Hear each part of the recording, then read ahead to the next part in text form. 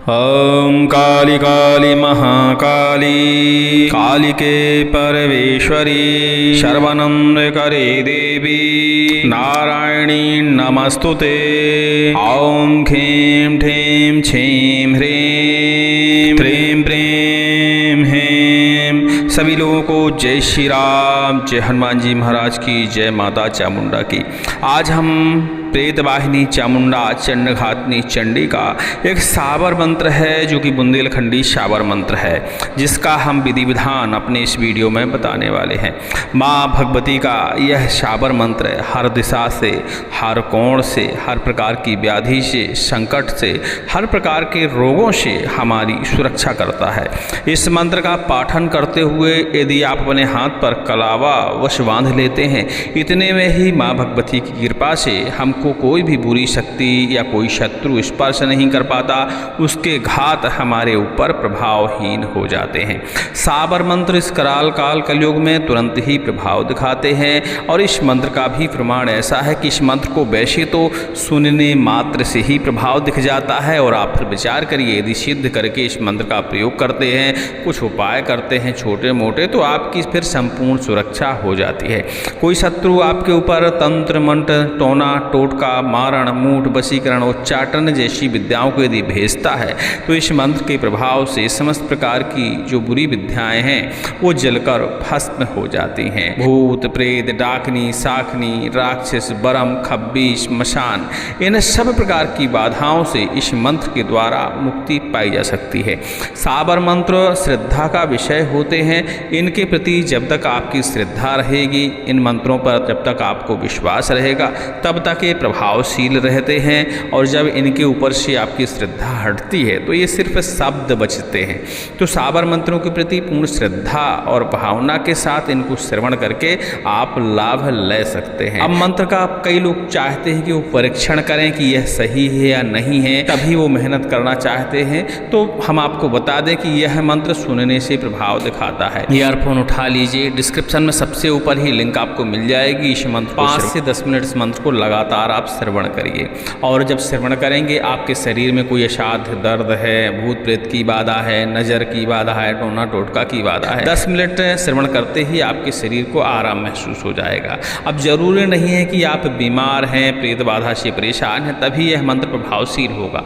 स्वस्थ व्यक्तियों के ऊपर भी इस मंत्र का प्रभाव मिलता है, जैसे कि रोए खड़े हो जाना, गुस्सा आना, उल्टी लगना, ब्लड प्रेशर लो या हाई हो जाना, ऐसे लक्षण इस मंत्र को श्रवण करने से आते हैं। इतने में ही आपको पता लग जाता है कि मंत्र आपके लिए प्रभावशील है या नहीं है। इतना परीक्षण बहुत होता है। इसके अलावा इस मंत्र को आप कंठस्थ करके, मतलब सुनते हुए कंठस्थ करके आप इस मंत्र से झाड़ा लगा सकते हैं। कोई आपको परेशान व्यक्ति नजर आता है, टोना टोटका का प्रभाव है उसके ऊपर, बुरी शक्तियों का प्रभाव है उसके ऊपर, तो इस मंत्र को कंठस्थ करके सुनते हुए कंठस्थ करिएगा, तभी ये मंत्र आपको प्रभावशील लगेगा। और इस मंत्र से आप झाड़ा लगा दीजिए, उसे जल अभिमंत्रित करके पिला दीजिए, जल उसके ऊपर से उतार दीजिए, मंत्र कान में फूंक दीजिए। इस मंत्र की आहुतियाँ 5 ठो अग्नि में डालकर उस भस्मी को थोड़ा सा चटा दीजिए। आप देखेंगे कि करंट की गति से यह मंत्र उसके ऊपर प्रभाव दिखाएगा।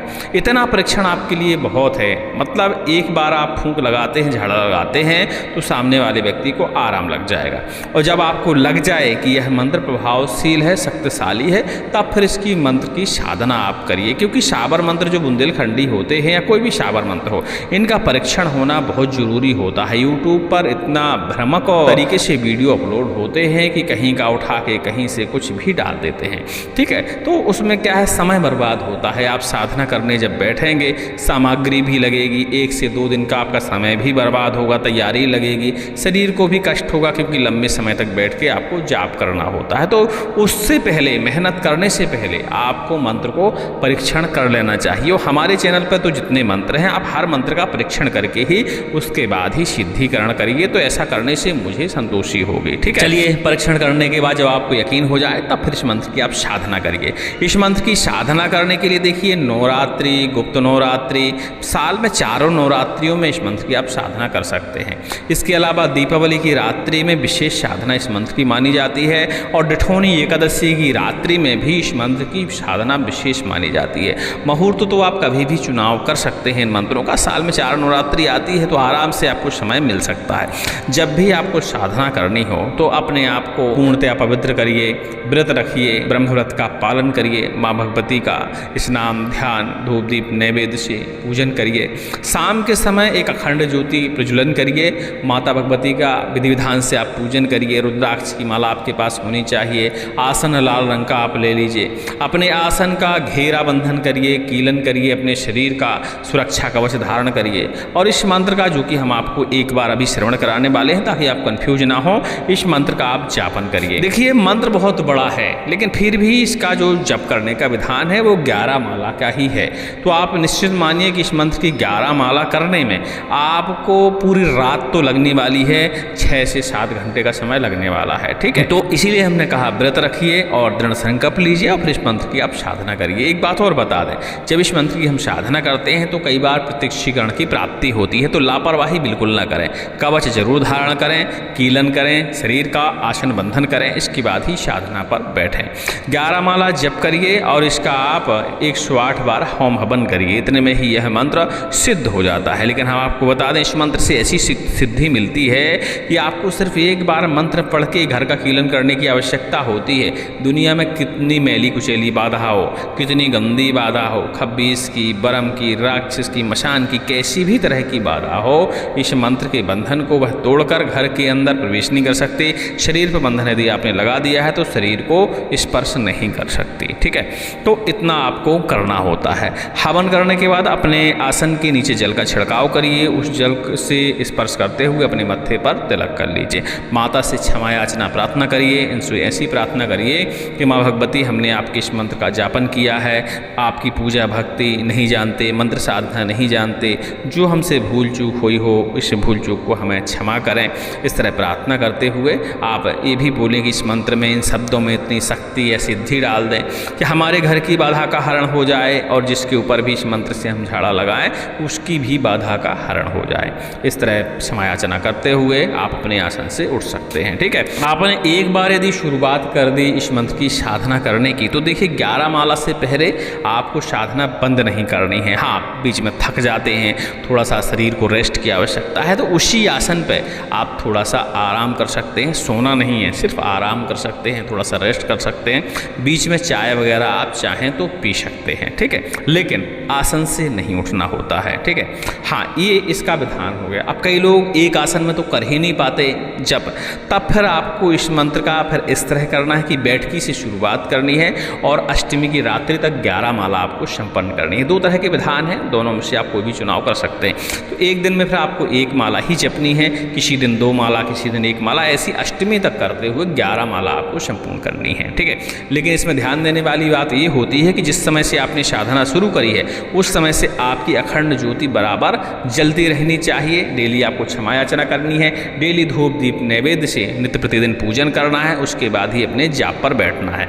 और जाप करने से पहले गुरु मंत्र की 1 माला या मंत्र दीक्षा की 1 मंत्र की माला आपको जाप करना अनिवार्य है। इस तरह आसान हो जाता है थोड़ा, इस तरह भी आप मंत्र की साधना कर सकते हैं। एक बैठक में जो हम मंत्र साधना करते हैं उसमें प्रत्यक्षीकरण की प्राप्ति तो हो जाती है, लेकिन इस तरह साधना करने में जो हम चिल्लर करते हैं, 1 माला आज, 1 माला कल, 2 माला परसों, तो इसमें प्रत्यक्षीकरण तो प्राप्त नहीं होता, लेकिन शक्ति उतनी ही मिल जाती है हमें जितनी हमें जरूरत होती है बाधा को हरण करने के लिए। ठीक है, तो 2 तरह की विधियां हैं, दोनों में से आप कोई भी विधि का चुनाव कर सकते हैं। मंत्र की संख्या पूरी होने पे, हवन संपूर्ण होने के बाद इस मंत्र का प्रभाव आपको नजर आने लगता है। हाँ, जब भी आपकी साधना पूरी हो, माँ भगवती को फल फलाहार, अठवाई, नदियल प्रसाद, ये सारी चीजें माता को अर्पण करें। इसके बाद अब आती है झाड़ा लगाने की बारी कि इस मंत्र को हम प्रयोग कैसे कर सकते हैं। तो देखिए, अपने घर की जब बाधा को हरण करना होता है तो इस मंत्र से हम कीलें अभिमंत्रित कर सकते हैं। इस मंत्र का पहले पाठन करते हुए जल को अभिमंत्रित करें, अपने पूरे घर में जल का छिड़काव करें, सबको जल का थोड़ा थोड़ा सा पान कराएं, उसके बाद कीलें अभिमंत्रित करें और कीलें अभिमंत्रित करने के बाद अपने घर के दरवाजे खिड़की में आप लगा सकते हैं। इस तरह अपने घर की सुरक्षा रक्षा कर सकते हैं। इसी मंत्र का पाठन करते हुए आप किसी रोगी व्यक्ति के ऊपर जल के छींटे लगा सकते हैं, उसे जल का पान करा सकते हैं, कान में इस मंत्र को फूंक सकते हैं। ऐसा करने से बाधाएं तुरंत ही दूर हो जाती हैं। इस मंत्र का पाठन करते हुए हाथ में आप कलावा बांध सकते हैं। 108 आहुतियाँ अग्नि में डालते हुए इस मंत्र की उस अग्नि से थोड़ी सी भस्मी लेकर ताबीज के अंदर डालते हुए आप गले में धारण करवा सकते हैं। देखिए, मंत्र के प्रयोग करने के तरीके तो असंख्य हो सकते हैं। बात ये होती है कि मंत्र कितना प्रभावशील होता है आपके लिए, तो आपको ये स्वयं ही परीक्षण करना पड़ेगा। बाकी इस मंत्र का जब जब हमने या हमारे साधकों ने प्रयोग किया है, उपयोग किया है, तो कभी भी यह मंत्र विफल नहीं होता। माता चंडघातनी चंडी हर प्रकार की बुरी बाधा का शमन कर देती हैं।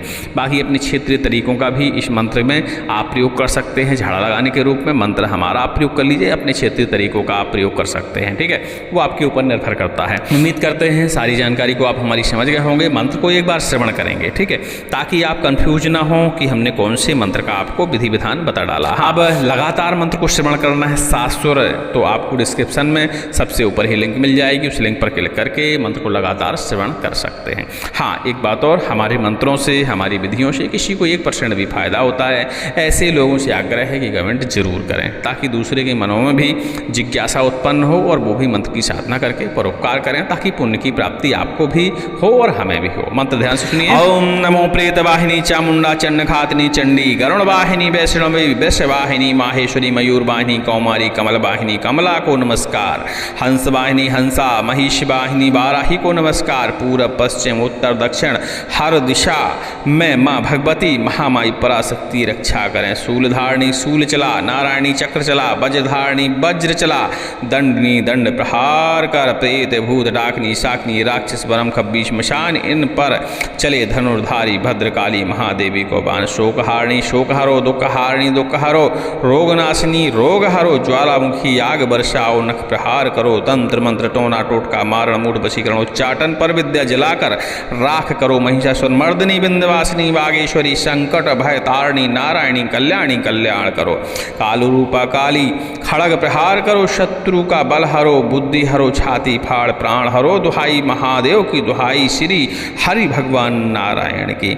ओम श्री चंडिकाय नमः। इस तरह का मंत्र है भैया, और मंत्र को लगातार श्रवण करिएगा तो इस मंत्र की शक्ति का आपको एहसास हो जाएगा। मंत्र का लेखन पाने के लिए भैया डिस्क्रिप्शन में जो हमने लिंक बताया उस पर हमने स्क्रीन पर मंत्र दिया हुआ है, तो धीरे धीरे आप उस मंत्र का आप लेखन कर सकते हैं। वैसे भी लेखन करने की आवश्यकता नहीं होनी चाहिए। मंत्र को यदि आप श्रवण करते हुए कंठस्थ करने का प्रयास करेंगे, साथ साथ में पढ़ने का प्रयास करेंगे, तो एक ही बार पूरा मंत्र श्रवण करने से शुरू से अंत तक आप श्रवण कर लेते हैं तो कंठस्थ उतने में हो जाता है। सभी को जय श्री राम, जय हनुमान जी महाराज की। अधिक जानकारी के लिए टेलीग्राम में संपर्क कर लीजिएगा।